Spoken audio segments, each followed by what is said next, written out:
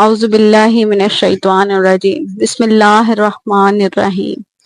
حضرت زینب سلام اللہ علیہا، جن کا نام لینا ہی ادب کے ساتھ ہم مومن عورتوں کے لیے کافی ہے، جو پردے کی ملکہ تھی۔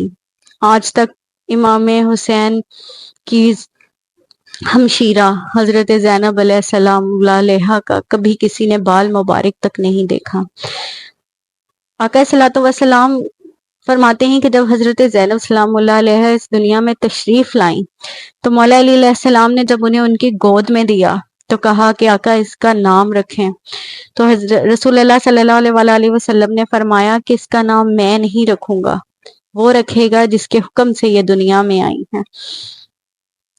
مطلب کہ اللہ پاک کی ذات نے ان کا نام طے فرمایا کہ ان کا کیا نام رکھا جائے۔ جب رسول اللہ صلی اللہ علیہ وآلہ وسلم نے حضرت زینب سلام اللہ علیہ کو اپنی گود میں لیا ہوا تھا تو فرشتہ عرش سے آیا اور رسول اللہ کے کان میں پکارا کہ ان کا نام زینب ہوگا، تو رسول اللہ صلی اللہ علیہ وآلہ وسلم نے ان کا نام زینب سلام اللہ علیہ رکھا، جن کی شادی بعد میں امام جعفر صادق علیہ السلام کے بیٹے سے ہوئی۔ حضرت مولا علی شیر خدا نے ان کی شادی امام جعفر صادق علیہ السلام کے بیٹے سے کی، جن کا نام عبداللہ تھا۔ جب ان کا نکاح ہو گیا تو حضرت زینب علیہ السلام اللہ علیہ کو اللہ پاک نے 2 فرزند عطا کیے، ایک محمد اور ایک اون و محمد نام تھے ان کے، جو بہت ہی خوبصورت پھول تھے جو گلشن زینب علیہ السلام میں کھلے۔ جب حضرت زینب علیہ السلام اللہ علیہ اپنی زندگی جی رہی تھی، مولا علی ایک خطبے میں بھی بتایا گیا ہے کہ جو انہوں نے کربلا میں دیا، ان کی آواز میں مولا علی تھے۔ کہتے ہیں کہ علی اکبر کی صورت میں رسول اللہ کی چھوی تھی۔ امام حسین سلام اللہ علیہ کو جب بھی اپنے نانا جان کا دیدار کرنے کی طلب ہوتی تو وہ حضرت امام علی اکبر کو دیکھ لیتے۔ خیر، حضرت زینب سلام اللہ علیہ جب کربلا جانے کی امام حسین تیاری کر رہے تھے تو حضرت زینب سلام اللہ علیہ نے کہا کہ حسین میں بھی آپ کے ساتھ جاؤں گی، تو حضرت زینب سلام اللہ علیہ سے امام حسین نے کہا کہ آپ اپنے شوہر سے اجازت لے لیں، اگر وہ دیں تو پھر آپ چلیں۔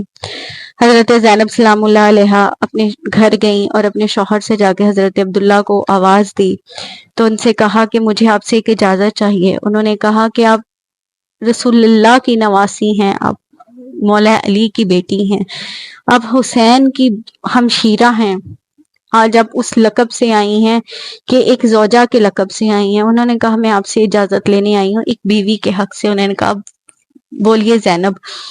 حضرت زینب نے کہا کہ اگر آپ اجازت دیں تو میں حسین کے ساتھ کربلا جانا چاہتی ہوں۔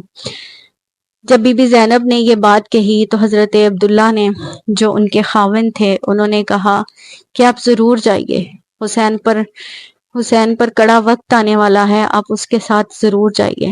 اور جاتے جاتے اپنے 2 پھول اون و محمد بھی دیے کہ ان کو بھی ساتھ لیتے جائیے، جب حسین پر کڑا وقت آئے تو اون میری طرف سے قربان کیجیے گا اور محمد اپنی طرف سے قربان کیجیے گا۔ اسی طرح کربلا کے میدان میں اون و محمد بھی شہید ہوئے۔ زینب سلام اللہ علیہ کے گلشن میں جو 2 پھول اللہ پاک نے بہت خوبصورت کھلائے تھے، زینب نے وہ بھی دونوں راہ خدا دیے ہیں۔ یہ سچ ہے کہ آل رسول کی جتنی بھی قربانیاں دیکھی جائیں وہ کم ہیں۔ دیکھیں کہ جن کا نام اللہ پاک کی ذات نے طے کیا، جن کے گھرانے سے محبت رب کرتا تھا، جن کے نانا جان سے محبت خدا کرتا تھا، جس کی خاطر یہ کل کائنات سجا دی رب نے، یہ اللہ پاک کی محبت تھی نا رسول اللہ صلی اللہ علیہ وآلہ وسلم سے، کہ اللہ پاک نے کل کائنات اپنے محبوب کے لیے سجائی اور پھر اس کائنات میں ہر ایک چیز دی۔ ہمارے پاس ہر نعمت ہے، ہر رحمت ہے اس کی، ہم جتنا شکر ادا کریں اتنا کم ہے۔ اللہ پاک نے ہمیں نبی ایسے دیے، ہر نبی کا اپنا مقام ہے، لیکن میرے آقا کے بعد کوئی نبی نہیں آیا۔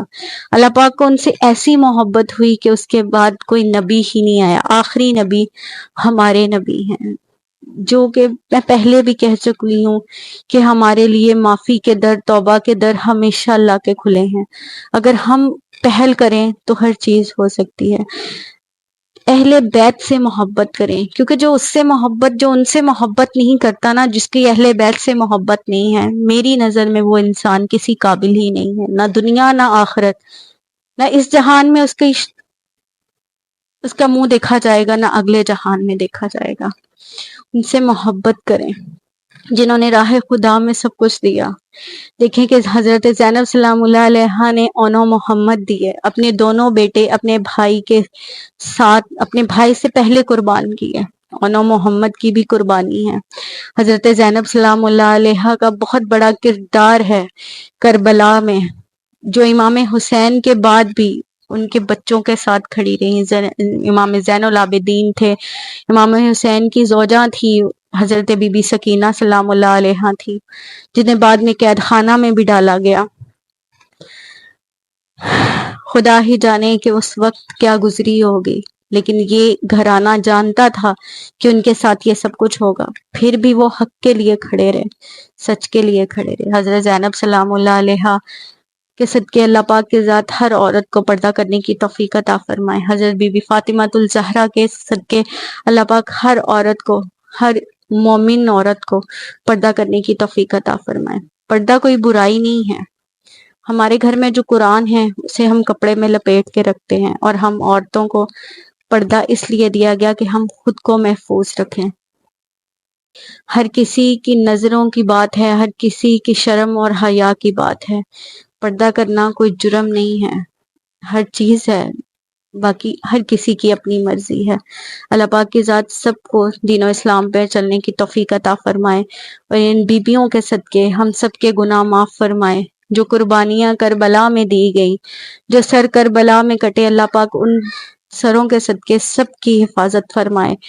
اللہ پاک ان سب کے صدقے سب کے لیے آسانیاں کرے اور سب کی مشکلات کو حل فرمائے. بہت ساری دعاؤں میں یاد رکھیے گا. ویڈیو اچھی لگی ہو تو اینڈ تک دیکھیے گا. چینل کو سبسکرائب کیجیے گا، ویڈیو کو لائک کیجیے گا. اللہ حافظ.